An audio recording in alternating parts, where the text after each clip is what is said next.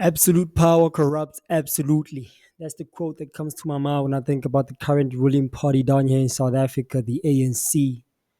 And it's proven to be a pretty rough, 30 years?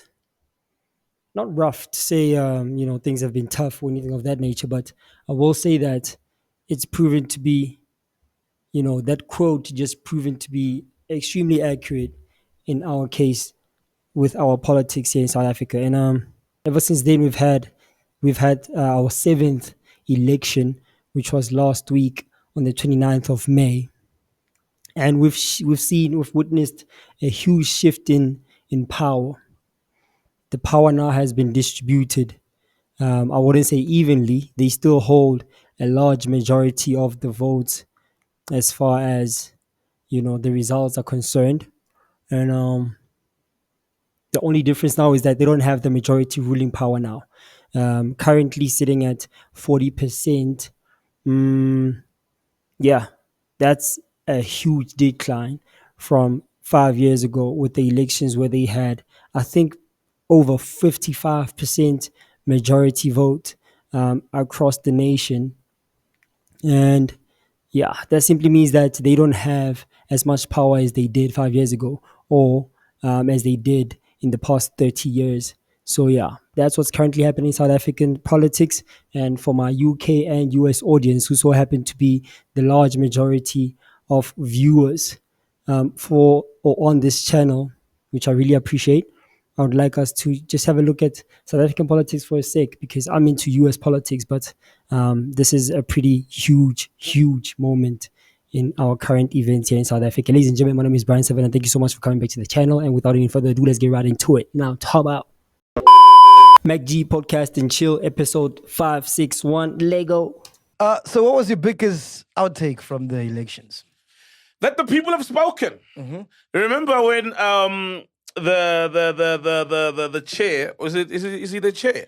One of the ANC people in KZN, when they disrespected Isilo, disrespected the king, and then he snatched the microphone from the king's prime minister, and then he was going on and on and on about how that event, it was an ANC, a government event, not even an ANC, a government event, honoring I think it was a century of a particular battle or some Zulu thing, but organized by the government. And he disrespected the king by snatching the microphone from his prime minister. And then one of the things he said was, "Uhulumeni unamandla, unamandla uhulumeni."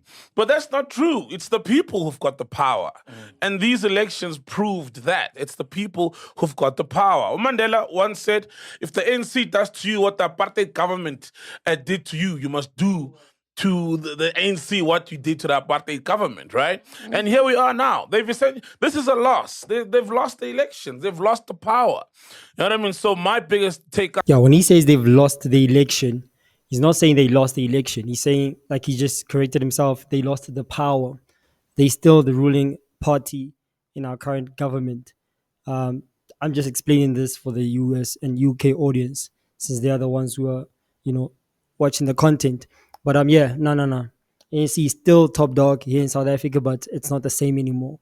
Let's get right into the video and I'll later on explain why if they don't explain before I do. Let's go. Takeout was the people have had enough.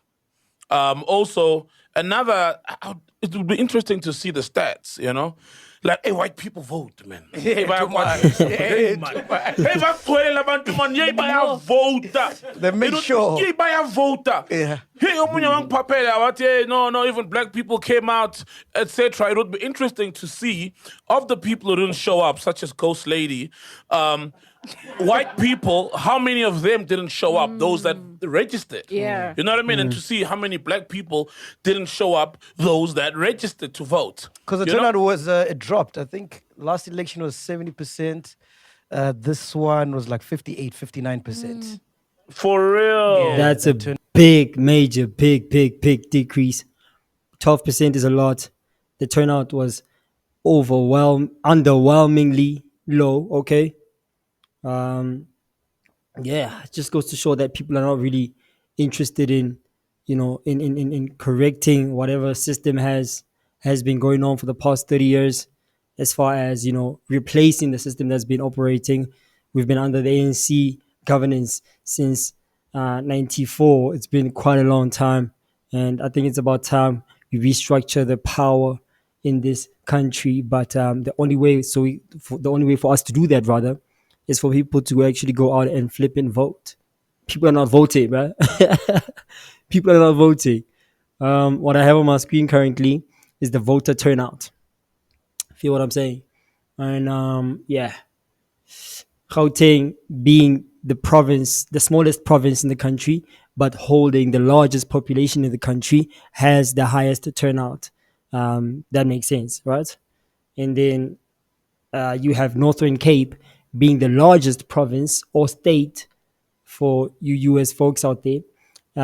They have the least turnout as far as voters are concerned because they have the lowest population, if I'm not mistaken.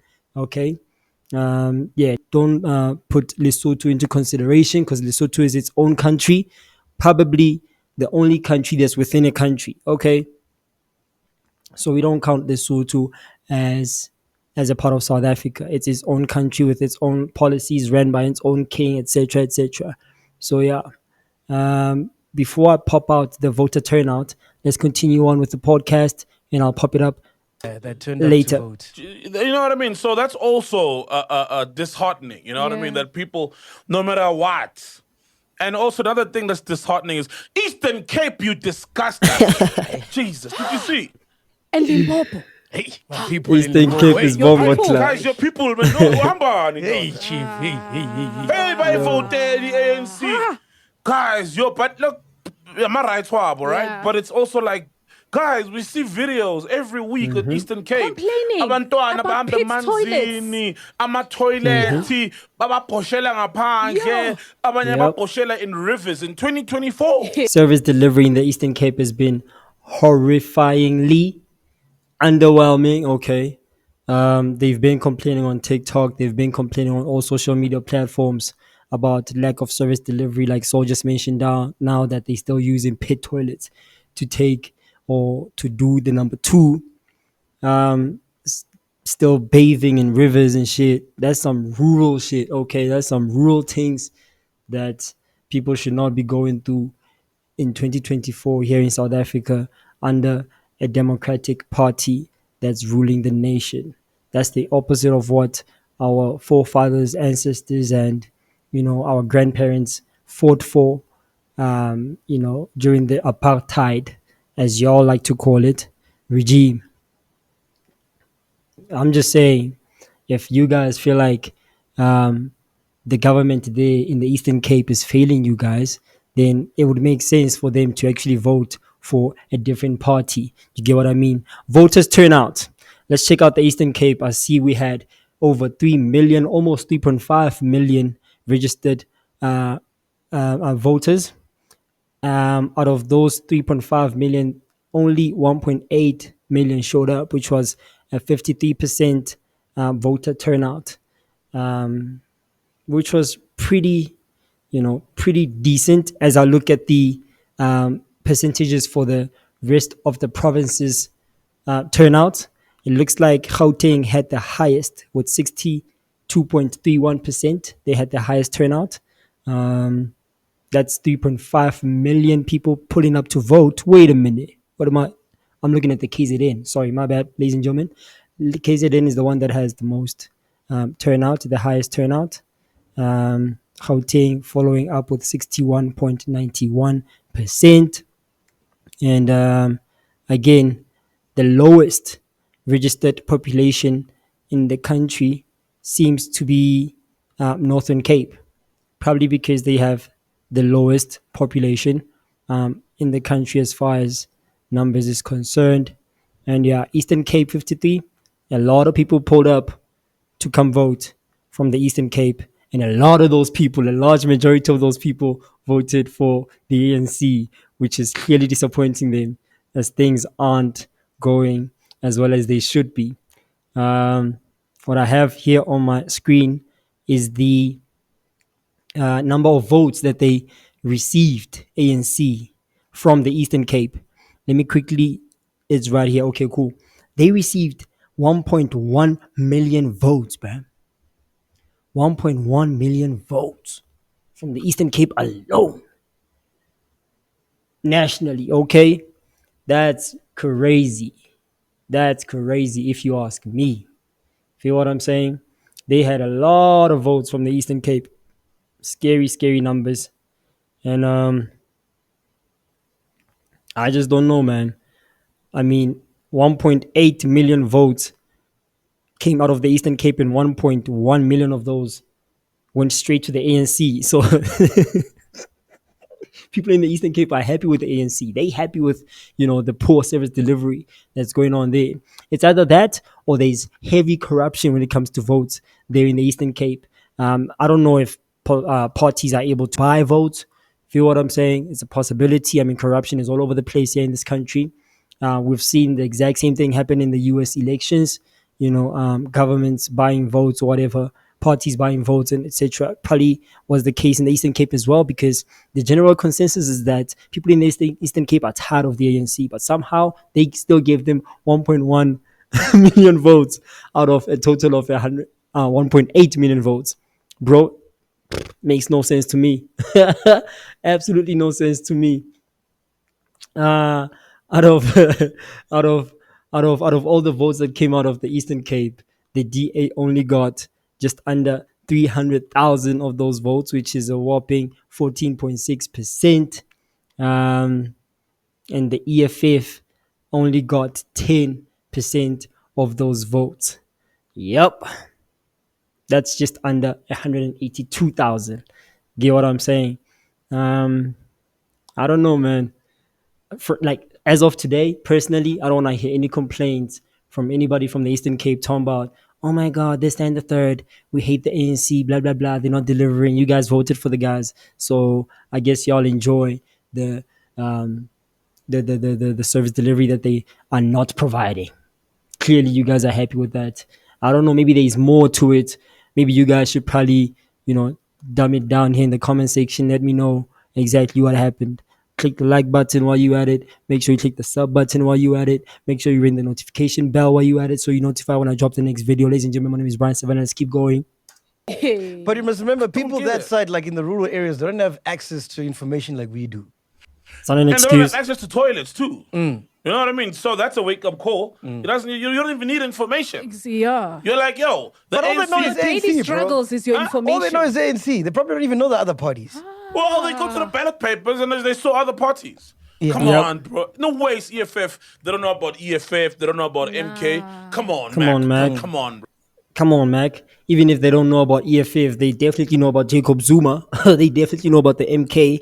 Feel what I'm saying? MK or KZN and Eastern Cape are neighboring provinces or neighboring states. They definitely know about one another. Feel what I'm saying? They definitely know about what's going on in KZN. By the way, KZN did a complete 360. They turned their backs against the ANC government, saying, hey, we going for flipping Jacob Zuma. We gonna be working with Jacob Zuma as of 2024, because Jacob Zuma just got a whole lot of votes from the KZN province. You feel me? In total, MK got 2.3 million votes. Feel me? What I have right now is the results dashboard of the 2024 national and provincial elections, with MK dominating KwaZulu Natal, overtaking the ANC. EFF lacked heavy. Let's keep going. Bro. Limpopo is, what is it, 73% ANC? Yeah, but also I think that It just shows which provinces are eating from the ANC. It just shows. Action. nah, but let's be honest, guys. Yes, a few people are eating, right? But generally, the general person tiny isn't eating minority. or anything. You know, the general person in South Africa actually lives on poverty. You know True. what I mean? So, but I think with the Limpopo, it's what Julius had said. Remember, Julius was like, "Nah, he's." What did he say? He made some remarks, about Limpopo, and that's, but the one kind, and I think that came back to obviously bite him. Yeah, nah. The reason why it's kind of iffy and awkward as to why the people from Limpopo province voted for ANC is because Julius Malema, who is the biggest, well, vocally, who is the biggest rival of the ANC, well, the closest rival rather of the ANC is the DA because they do get a lot of votes, but they still nowhere near to as many votes as what the ANC are currently getting.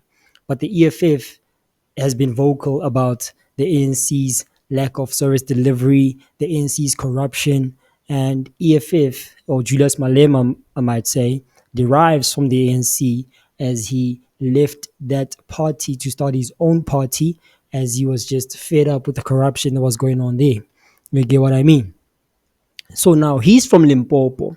So ideally, you think that people from Limpopo would be like, okay, cool, we're just going to run with our guy. He has our interests at heart. Get what I mean? But they literally said, nah, we're not voting for you, my guy.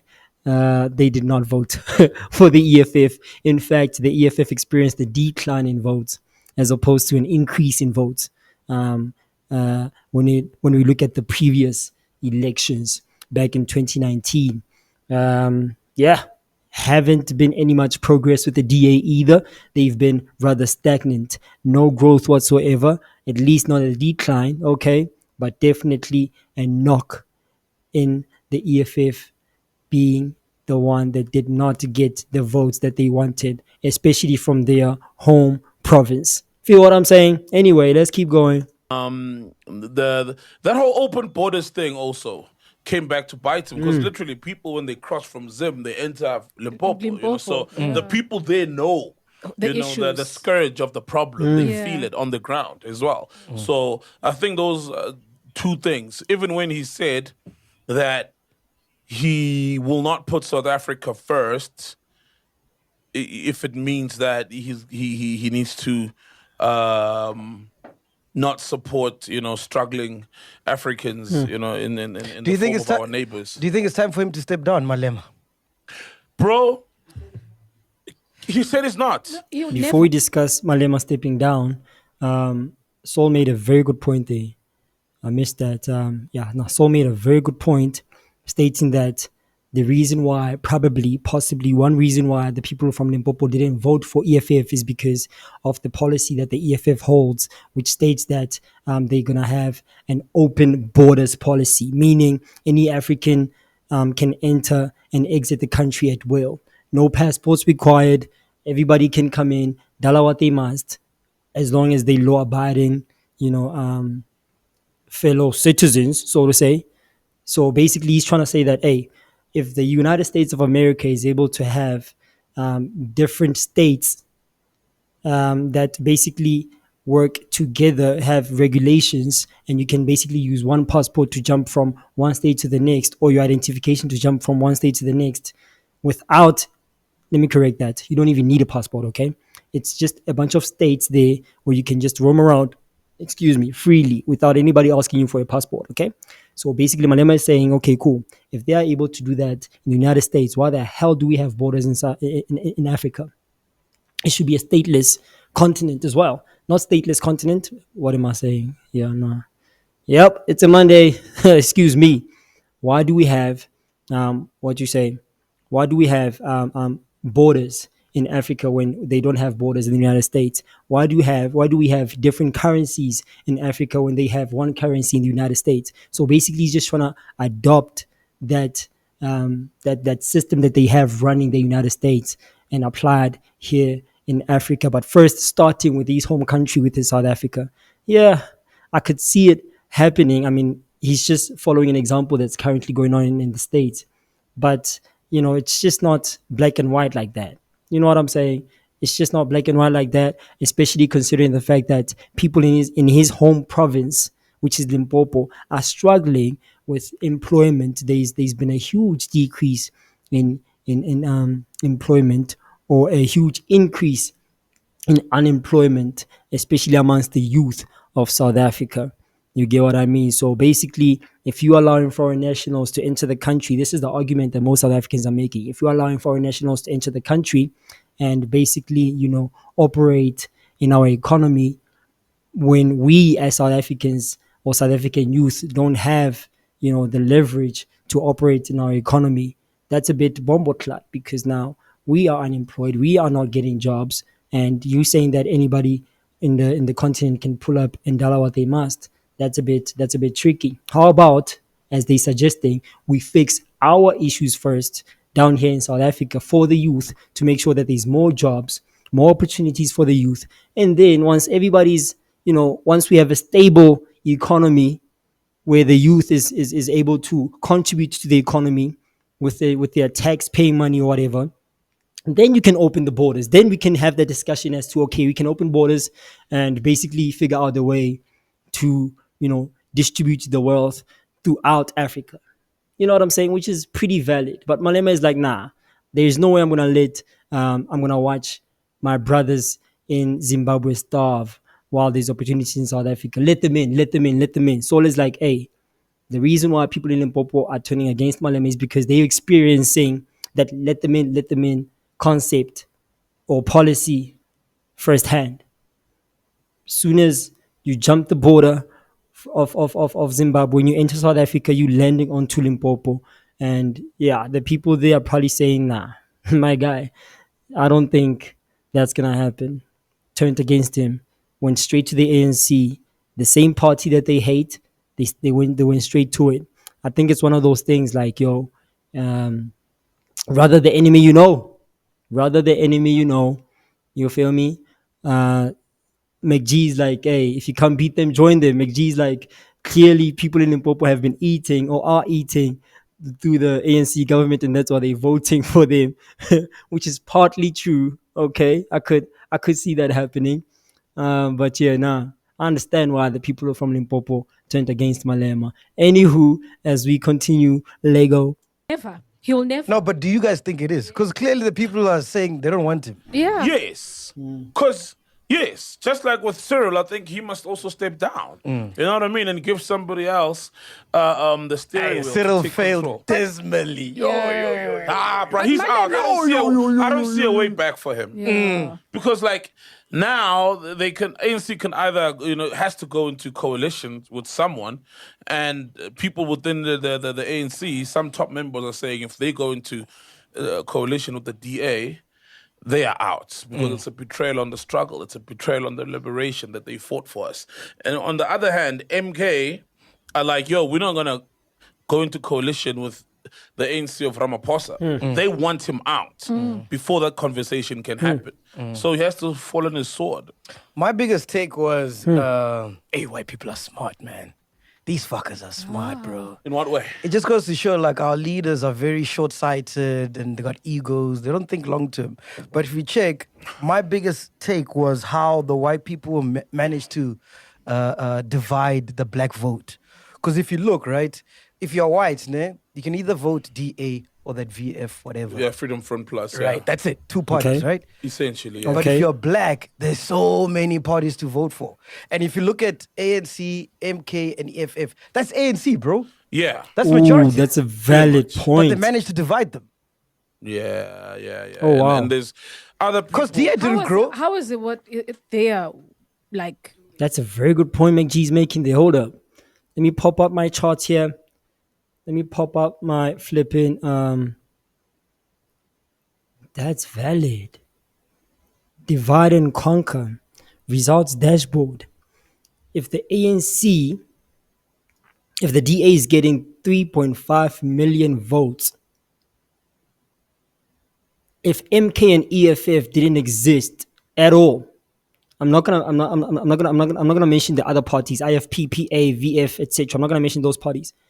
VF, I think it's another white ran political party, according to what Saul and MacG said there. If the EFF and MK didn't exist, there would be 1.5 million votes of the EFF going to different parties, 2.3 million votes of the MK party going to other parties. That's a large, huge number of votes. If you add those two together, that's about 3.8 million votes, my guy. 3.8 million votes if you combine MK and EFF. That already beats DA.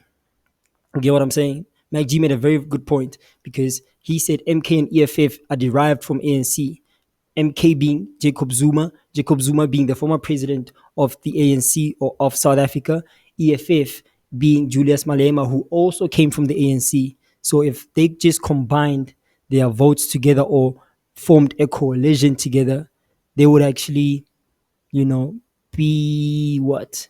What is 15% plus 10%? My math is trash 35. They would be above DA. If MK and EFF built an alliance together, would that mean that they'd have 35% support and power in the country, which would be over DA, which holds 22% of the power currently? Is that how it works? Because if that's the case, then EFF and MK just simply have to flip and build an alliance and just finesse. Correct me if I'm wrong down there in the comment section, ladies and gentlemen. Correct me if I'm wrong.